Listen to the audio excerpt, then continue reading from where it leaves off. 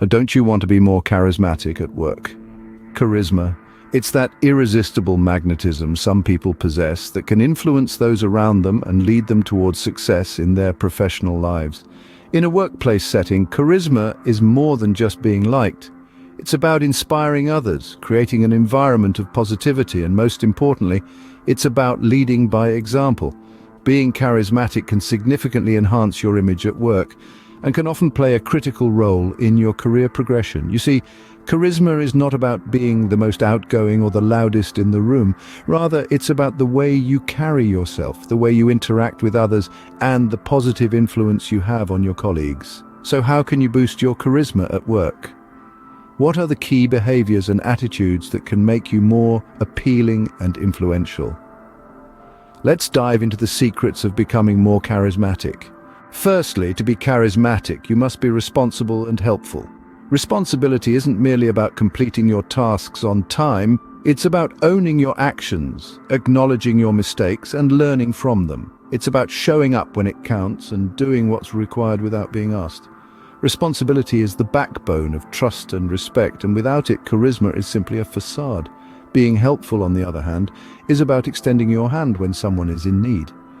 It's about using your skills, knowledge, and time to benefit others without expecting anything in return. It's about creating a positive environment where everyone feels supported and valued. You see, when you're responsible and helpful, people naturally gravitate towards you. They trust you, respect you, and value your presence. They see you not just as a colleague, but as a leader, a mentor, and a friend. Being responsible and helpful is the foundation of being charismatic. Secondly, practice active listening. This is not just about hearing, it's about engaging entirely, demonstrating empathy, comprehension, and respect. Active listening is about focusing on the speaker and responding accordingly.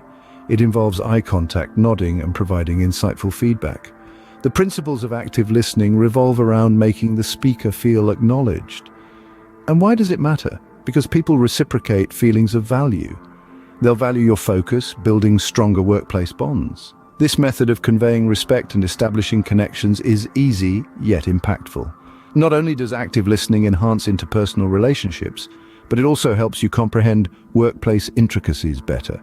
By fully focusing, you can understand the tasks, the hurdles faced, and the overall office dynamics more deeply. This deeper understanding can improve decision-making, facilitate smoother teamwork, and foster a positive work atmosphere, so stay present and assimilate. Remember, active listening is a key component of charisma. Another key component of charisma is suggesting solutions, not complaints. Now, let's be honest, we all encounter problems at work. However, it's how we respond to these issues that defines us. Those who simply complain about problems can bring down morale, foster negativity, and ultimately make themselves less appealing to others. On the other hand, those who take a different approach, who, instead of dwelling on the issue, focus their energy on finding a solution, they're the ones who stand out. When you suggest solutions, you're showing initiative, creativity, and a positive attitude. You're demonstrating that you're not just a passive observer of problems, but an active participant in their resolution. Remember, anyone can point out a problem, but it takes courage and confidence to propose a solution. This doesn't mean you should shy away from acknowledging issues. On the contrary, recognize them, but try to stay positive and pair them with a possible solution. So be the solution, not the problem. Also, if you don't know something, admit it. This might seem counterintuitive, especially when you're trying to make a strong impression, but here's the thing. People respect honesty. They appreciate authenticity. When you admit you don't have all the answers, you're showing that you're human. You're showing that you're not afraid to learn, to grow. It's a courageous act that can make you more relatable and more approachable. Think about it. Would you rather work with someone who pretends to know everything or someone who's honest about their limitations?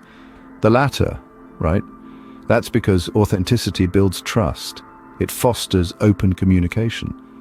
So next time you're faced with a question you can't answer, don't bluff. Instead say, I don't know, but I'll find out.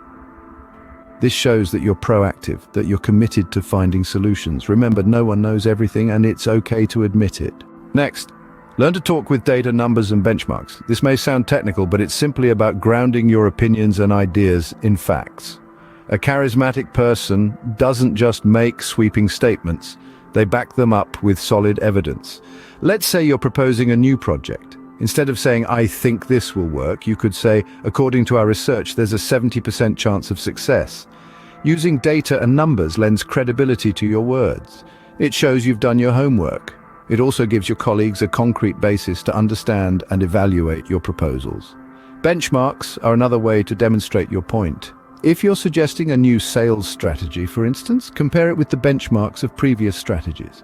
Show how it could lead to a 10% increase in sales based on the past performance indicators. So whether it's data, numbers, or benchmarks, use them to make your point. Let the numbers do the talking. Lastly, avoid negativity and gossip at work. Negativity is a drain on the energy of a team and can quickly sour the work environment. It's more than just being a downer, it's about spreading a mood that can affect others' productivity and morale. Similarly, engaging in office gossip might seem like harmless chatter, but it can have serious consequences. It can damage relationships, breed mistrust, and tarnish your professional image. Instead, strive to be a beacon of positivity. Encourage others, celebrate their successes, and inspire them with your attitude. If you find yourself caught in a whirlpool of gossip, steer clear. Change the topic or excuse yourself from the conversation. Don't forget, charisma isn't about the juicy details of someone's personal life or the latest office scandal. It's about being genuine, positive, and respectful. It's about building relationships based on trust and respect. Remember, charisma is about positivity and authenticity, not negativity and gossip. In conclusion, becoming more charismatic at work is not as hard as it seems. It's about being responsible, helpful, and an active listener. It's about suggesting solutions, not complaints, admitting when you're not an expert, and supporting your points with data and benchmarks. And above all, it's about maintaining a positive attitude and avoiding office gossip. These are the building blocks of charisma, so start practicing these tips today and become the charismatic professional you've always wanted to be.